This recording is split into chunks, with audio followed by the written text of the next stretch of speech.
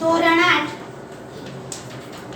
વિષય સંસ્કૃત અને પ્રહેલિકા એ આપણે સમજતા હતા. ઉખાણા, પ્રહેલિકા એટલે ઉખાણા. તો વિદ્યાર્થી મિત્રો, આપણે અગાઉ ઉખાણા સમજી ચૂક્યા છીએ. તો ચાલો ઉખાણામાં આપણે પાંચમું સુવર્ણસ્ય સુવર્ણસ્ય એ ઉખાણું આપણે સમજતા હતા. શરૂઆત કરીએ. પાંચમું સુવર્ણસ્ય સુવર્ણસ્ય. હું આખું નહીં લખું, આ રીતે ડોટ ડોટ કરી અને તમારે સમજી લેવાનું. ચાલો પહેલા સમજી લઈએ. સુવર્ણસ્ય સુવર્ણસ્ય સુવર્ણસ્ય ચ જાનકી.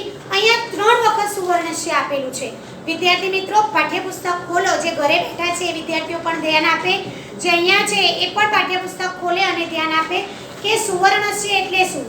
પહેલું સુવર્ણસ્ય એટલે અહીંયા ઉચ્ચ કુળની સીતાજીની વાત છે. ઉચ્ચ કુળની હે જનક નંદિની સીતા. સુવર્ણસ્ય બીજું છે એટલે શ્રેષ્ઠ પરિવારના. સુવર્ણસ્ય ત્રીજી વખતનું છે એટલે સુવર્ણસ્ય એટલે સોનાની. ઉચ્ચ કુળની, બરોબર, ઉચ્ચ કુળની જનક નંદિની એટલે એના પપ્પાના ઘરની વાત છે. એના પિતાશ્રીનું ઘર જનક, એના પિતા છે સીતાજીના. તો જનક નંદિની એવી સીતા. પહેલા સુવર્ણસ્યનો અર્થ એ થાય કે ઉચ્ચ કુળની હે જનક નંદિની સીતા. સુવર્ણસ્ય એટલે શ્રેષ્ઠ પરિવારના. અહીંયા એમના લગ્ન થયા શ્રી રામ સાથે, ત્યારે એ પણ એમનો પરિવાર શ્રેષ્ઠ. અને સુવર્ણસ્ય એટલે સોનાની મુદ્રિકા. મુદ્રિકા એટલે વીંટી.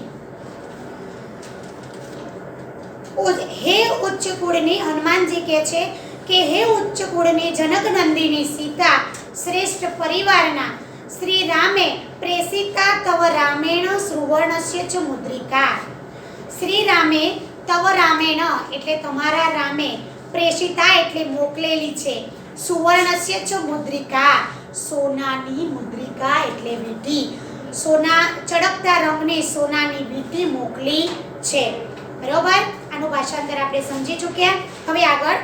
ભોજનાંતે ચ કિમ પેયમ જયંતઃ કશ્યવે સુતઃ કથમ વિષ્ણુ પદમ પોક્તમ તક્રમ શક્રસ્ય દુર્લભમ. અહીંયા તક્રમ એટલે છાસ. યાદ રાખજો વિદ્યાર્થી મિત્રો, તક્રમ આ તમે અગાઉ ધોરણ 7 એમાં વાર્તાલાપ પાઠમાં સમજી ચૂક્યા છો કે અવલેહમ એટલે શું થાય, રોટિકામ એટલે શું થાય, ઓદનમ એટલે ભાત થાય, દાલમ એટલે દાળ થાય, રોટિકામ એટલે રોટલી થાય, લાડુ એને શું કહેવાય, મોદકમ.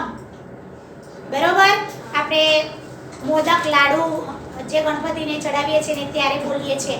તો મોદકમ એ સંસ્કૃત શબ્દ છે. બધા સંસ્કૃત શબ્દોને આપણે ફરીથી યાદ કરી લીધા. એમાં તક્રમ આવ્યું હતું. તક્રમ એટલે છાસ.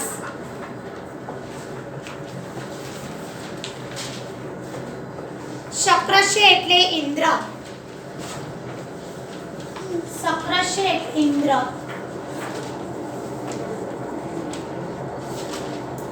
દુર્લભમ એટલે દુર્લભ, મુશ્કેલ. દુર્લભમ એટલે મુશ્કેલ, દુર્લભ. ચાલો સમજીએ. ભોજનાંતે ચ કિમ પેયમ.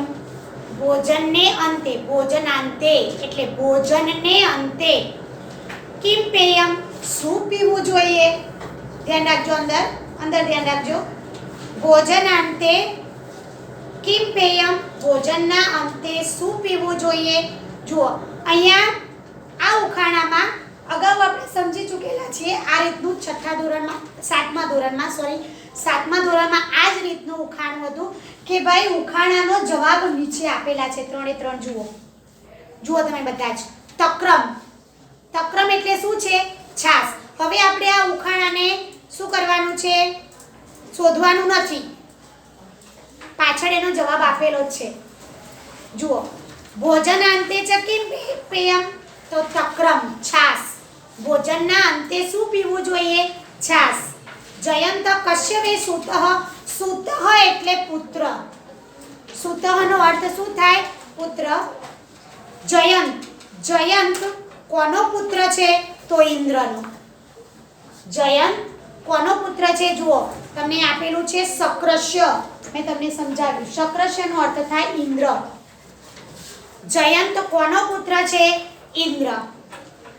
જુઓ પહેલા સમજી લો પછી લખવાનું. પહેલા સમજી લો. કથમ વિષ્ણુ પદમ ઉક્તમ. કથમ એટલે કોનું? વિષ્ણુ પદમ એટલે વિષ્ણુનું. વિષ્ણુનું પદ કેવું છે? શાસન. પદ એટલે શાસન. વિષ્ણુનું શાસન કેવું છે? દુર્લભ, મુશ્કેલ. કોઈ પણ ઉચ્ચ અધિકારીનું શાસન ખરેખર દુર્લભ હોય, મુશ્કેલ હોય. એ શાસનને ટકાવી રાખવું એ ખૂબ અઘરું છે.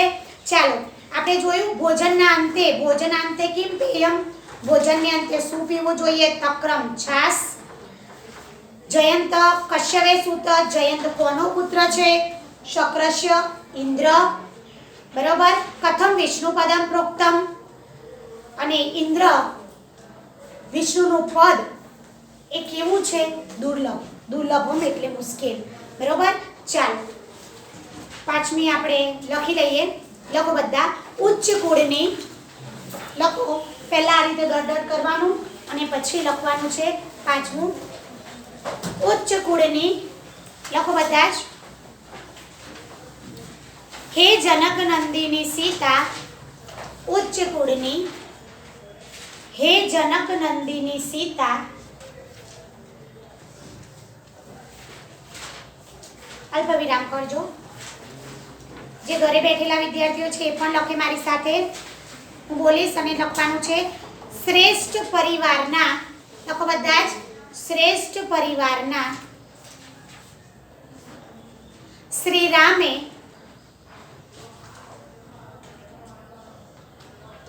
તારે માટે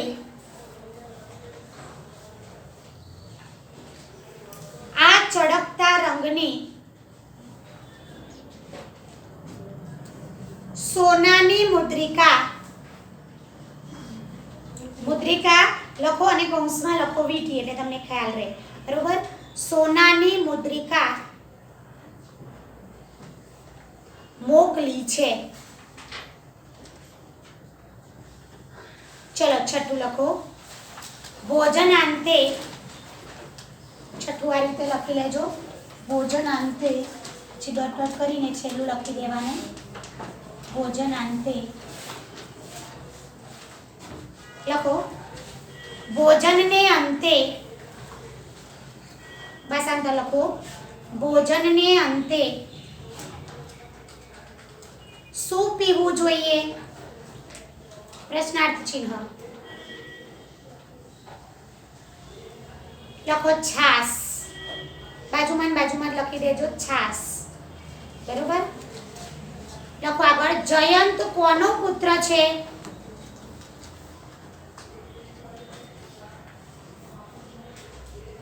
જયંત કોનો પુત્ર છે? લખો ઇન્દ્રનો. વિષ્ણુનું પદ કેવું છે? વિષ્ણુનું પદ કેવું છે? આમાંથી 3 પ્રશ્નો તો અહીંયા જ થઈ ગયા. જોયું વિદ્યાર્થી મિત્રો? 3 પ્રશ્નો કેવી રીતે થયા? કેવી રીતે થયા જુઓ. વિષ્ણુ પદમ. જયંત કશ્ય પુત્ર. તો જયંત કોનો પુત્ર છે? ઇન્દ્ર. આગળ શું લખ્યું? આગળ બધાએ વિષ્ણુનું પદ કેવું છે? લખો દુર્લભ. જવાબ લખી દો દુર્લભ. અહીંયા પૂરું થાય છે. જો અહીંયા તમને 3 પ્રશ્નો થઈ ગયા. જયંત કશ્ય પુત્ર. જયંત કોનો પુત્ર છે? તો જયંત કોનો પુત્ર છે? શુક્રશ્ય પુત્ર. બરોબર. ચાલો હવે સ્વાધ્યાય પ્રશ્નોત્તર આપણે જોઈએ. એમાં પ્રશ્ન 1 છે તમારે શુદ્ધ ઉચ્ચારણ કરો. એમાં તમારે સારા અક્ષરથી લખવાનું છે. કાકોયમ પનંગઃ અજ્રશ્રમ સ્પષ્ટ વક્તા પર્વતાગ્રે ભોજનાંતે. ચાલો પ્રશ્નોના જવાબ. પ્રશ્ન 2 લખો. 1 નંબર 1 કરીને લખો. સ્વાધ્યાય સમજૂતી. સ્વાધ્યાયના પ્રશ્નોત્તર.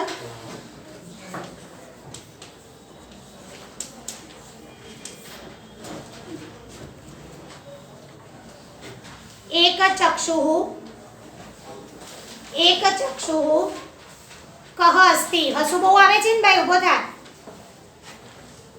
एक चक्षु कः अस्ति काकश्य आवे काकः नहीं बरोबर आम नहीं बरोबर केवी रीते लखाय ए समजवानुं छे चालो लखो काकश्य एक चक्षु अस्ति लखो जवाब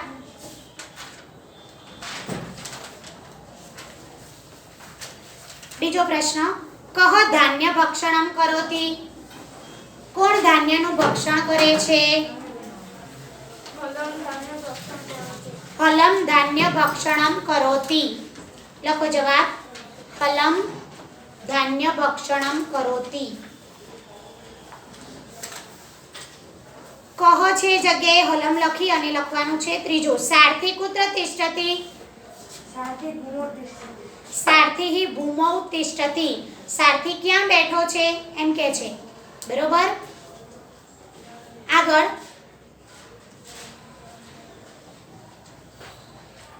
રથઃ કુત્ર યાતિ તો રથઃ પર્વતાગ્રે યાતિ લખો રથ ક્યાં ચાલે છે તો પર્વતની ટોચ પર पर्वताग्रे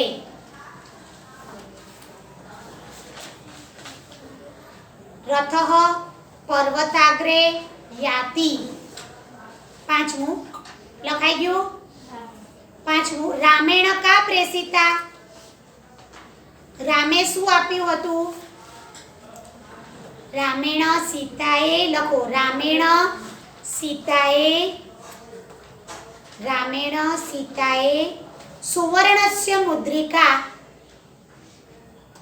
सुवर्णस्य मुद्रिका प्रेषिता छठो जयंत कस्य पुत्र सरस जयंत शक्रस्य पुत्र अस्ति लखो है तो लखाय लखो जयंत शक्रस्य पुत्र अस्ति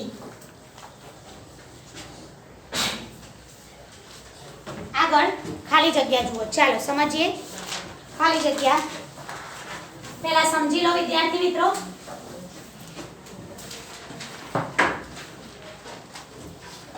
ચતુર્મુખઃ ખાલી જગ્યા अस्ति ચાલો લખો બધા જ ચતુર્મુખઃ खाली जग्या अस्ति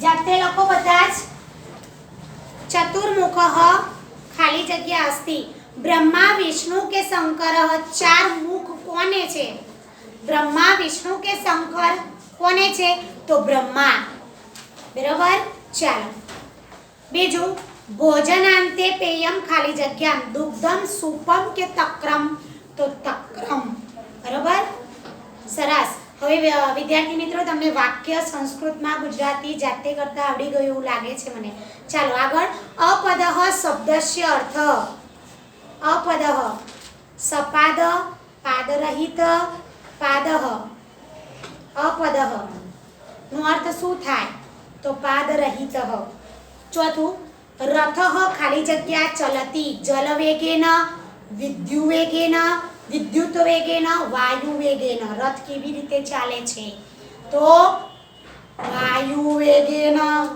बरोबर पांचमू विष्णु पदम खाली जग्या उक्तम सुलभम उन्नतम दुर्लभम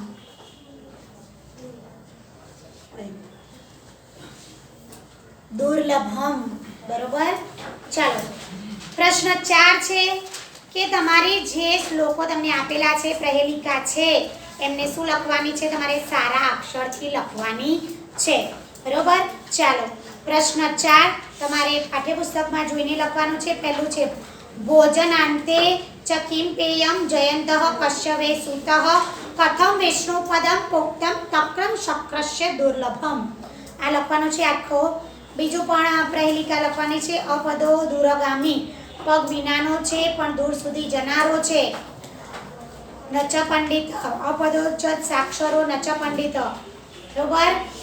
ચાલો, અમુખ સ્પષ્ટ વક્તા ચ યોજાનાતિ સ પંડિત. ચાલો, હવે પ્રશ્ન 5 છે. નીચે આપેલા ગુજરાતી શબ્દોને સંસ્કૃતમાં લખો. ભોજન બાદ. ચાલો લખો. ભોજન બાદ એટલે શું થાય? ભોજનાંતે. ભોજનાંતે એટલે ભોજન બાદ. લખો બધા. ભોજન બાદ. આ છે પ્રશ્ન 5. સ્વાધ્યાય આખું તમારે લખી લેવાનું છે. હું સમજાવું છું, તમને ખબર પડી જશે. ચાલો, જો તમે ધ્યાન રાખ્યું હશે પ્રહેલિકામાં તો તમને સમજાશે. ચાલો આગળ. મુખ વિનાનો એટલે અમુખ. અમુખ. મુખ વિનાનો. વિદ્યાર્થી મિત્રો, હવે તમને કોઈ પણ પુલ્લિંગ શબ્દ, સ્ત્રીલિંગ શબ્દ અને નપુંસકલિંગ શબ્દમાં સમજ પડી ગઈ હશે. પુલ્લિંગ શબ્દમાં હંમેશા વિસર્ગ આવે ને આવે. સ્ત્રીલિંગ શબ્દમાં વિસર્ગ ન આવે અને નપુંસકલિંગની પાછળ મ પ્રત્યય લાગે. આ અગાઉ આપણે સમજી ચૂક્યા છીએ. અમુખ એટલે મુખ વિનાનો. આ પુલ્લિંગ શબ્દ છે. બરોબર. ચાલો આગળ. એક ડગલું. એક ડગલું એટલે એકમ પદમ. બરોબર. મુદ્રિકા એટલે વીંટી. લખો આગળ. મુદ્રિકા એટલે વીંટી. દૂર જનાર એટલે દૂરગામી. દૂર જનાર એટલે શું થશે? દૂરગામી. બળદ પર બેસનાર એટલે શું થશે? વૃષારૂઢ. આમાં વિસર્ગ લખજો ખાસ. વૃષારૂઢ. બરાબર. ચાલો હવે આગળ.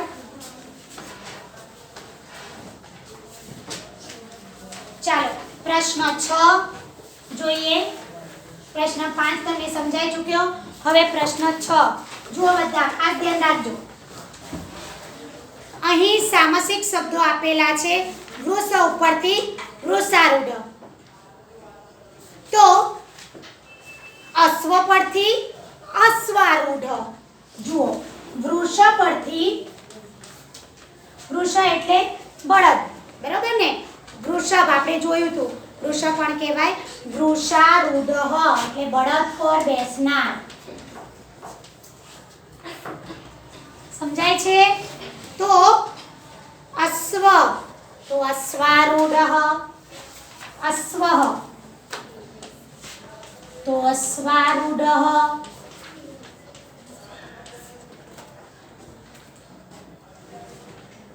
ગજ. ગજ એટલે હાથી તો ગજારૂઢ.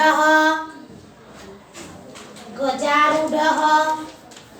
ગજ તો એને હાથી પર બેસનાર, એને શું કહેવાય? ગજારૂઢ. વૃક્ષ તો વૃક્ષારૂઢ. વૃક્ષ પર બેસનાર તો એને શું કહેવાય? વૃક્ષારૂઢ. વૃક્ષ તો વૃક્ષારૂઢ.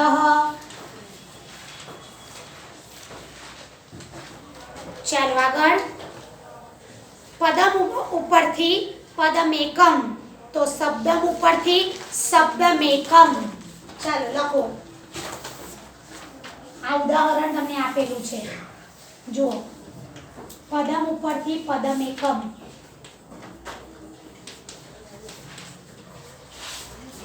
આ વ્યાકરણ છે, ખાસ યાદ રાખજો. શબ્દમ પરથી શબ્દમેકમ.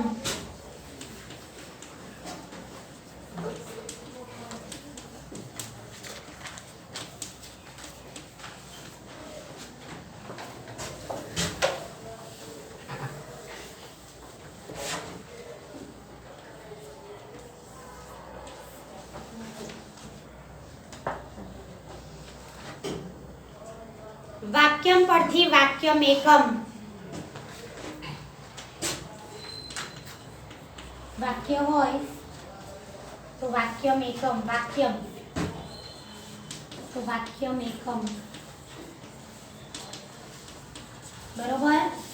એ રીતે તમારી જાતે લખો. ગીતમ તો ગીતમેકમ. શું થશે? ગીતમેકમ. બરોબર. ચાલો આગળ. ત્રીજું, ભોજન પરથી ભોજનાંતે, ભોજન પછી, પછીથી. તો દિન પરથી દિનનાંતે, દિન પછી. બરોબર. દિવસ પછી એને શું કહેવાય? દિનનાંતે. દિન, દિનાંતે, દિનાંતે, દિનાંતે. નિશા, નિશા એટલે રાત્રિ, તો નિશાંતે. બરોબર. રાત પછી, નિશા એટલે નિશાંતે. એટલા માટે તમને સમજાવું છું કે વાક્ય ગુજરાતીમાં હવે તમને આવશે. ગુજરાતીમાં વાક્ય આવે અને સંસ્કૃતમાં જ્યારે કરવાનું થાય ત્યારે આ બધું જરૂરી છે. ચાલો આગળ. વર્ષા, તો વર્ષાંતે. બરોબર. વર્ષના અંતે, વર્ષાંતે.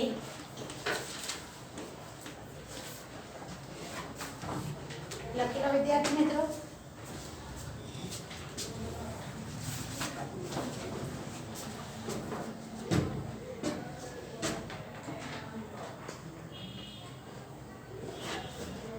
ચાલો હવે આગળ. પર્વત પરથી પર્વતાગ્રે, પર્વતની ટોચ પર, તો રથ પરથી રથાગ્રે, વૃક્ષ પરથી વૃક્ષાગ્રે. બરોબર.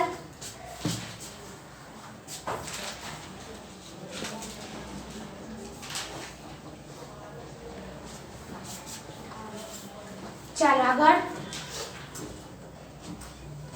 વૃક્ષ પરથી વૃક્ષની ટોચ પર રહેનાર એટલે વૃક્ષાગ્રે. કર, કરાગ્રે. બરોબર. કરના આગળના ભાગમાં, ઉપરના ભાગમાં. આપણે શ્લોક પણ સમજીએ છીએ અને તમને આવડતો પણ હશે કે સવારે ઉઠી અને આપણે જે શ્લોક ગાઈએ છીએ, હાથનું દર્શન કરીએ છીએ, પણ ઉઠીને આપણે તો ફોનનું દર્શન કરતા હોઈએ છીએ. તો વિદ્યાર્થી મિત્રો, સવારે ઉઠી અને કર દર્શનમ કરવું જોઈએ, જેથી આપણને સમજાય કે કરના આગળના ભાગમાં લક્ષ્મી, મૂળ ભાગમાં સરસ્વતી અને મધ્ય ભાગમાં કરાગ્રે. કરાગ્રે એટલે કરના આગળના ભાગમાં લક્ષ્મી, આંગળા, જેનાથી તમે અત્યારે લખો છો અને તમે વિદ્યા ગ્રહણ કરો છો.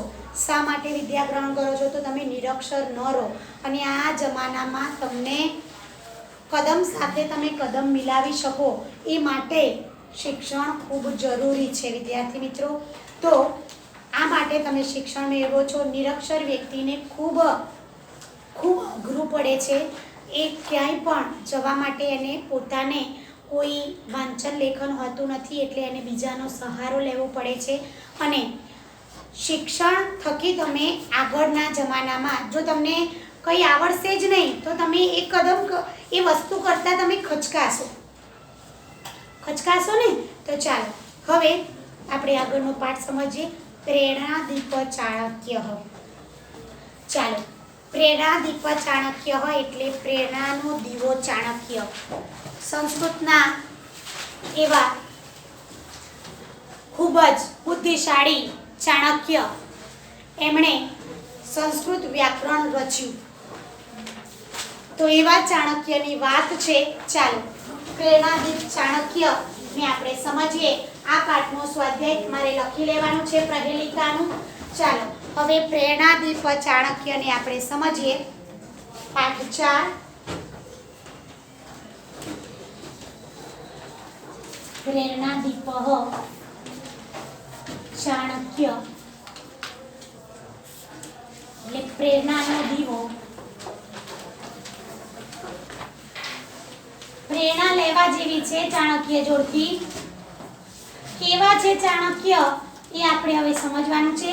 બુદ્ધિશાળી તો છે જ, પણ સાથે સાથે આ ચાણક્યને આપણે સમજવાના છે.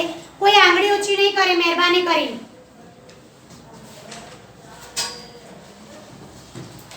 ને જેને હસવું આવતું હોય ને ક્લાસની બહાર જતા રહે.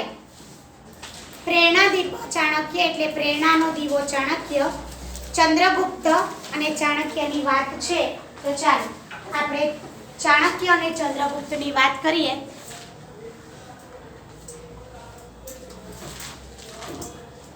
ચંદ્રગુપ્ત ચંદ્રગુપ્ત કહે છે આર્ય ચાણક્ય શ્રીમાન ચાણક્ય શીતકાલ અસ્તિ ઠંડીનો સમય છે શીતકાલ એટલે ઠંડીનો સમય છે જનેભ્ય કંબલાન વિતરતું જનેભ્ય એટલે લોકોને કંબલાન એટલે કાબડા જે આપણે કાબડા એટલે કે ઉપર ઓઢવા માટે ઠંડીથી રક્ષણ મળે એ માટેની શાલ એ માટે કામડા વિતરતું એટલે વહેંચો ચંદ્રગુપ્ત ચાણક્યને કહે છે કે ભાઈ આપણે કામડા વેચવાના છે તો તમે શું કરશો વિદ્યાર્થી મિત્રો ચાણક્ય કહે છે મહારાજ ઇદાનીમ અહમ કંબલાન મમ ગૃહમ નયામી ઇદામી એટલે અત્યારે અહમ એટલે હું કંબલાન એટલે કામડા મમ ગૃહમ એટલે મારા ઘરે